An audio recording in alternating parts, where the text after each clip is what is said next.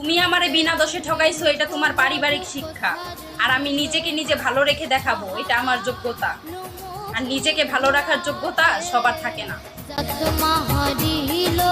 লোকের কথাতে তোমার ভাবে হানাফিনা গম না লাগের বমি বমি ভাব, হানাফিনা গম না লাগের বমি বমি ভাব, এর গতুল বাসাইলা না ইরে ডাক্তার সাহেব।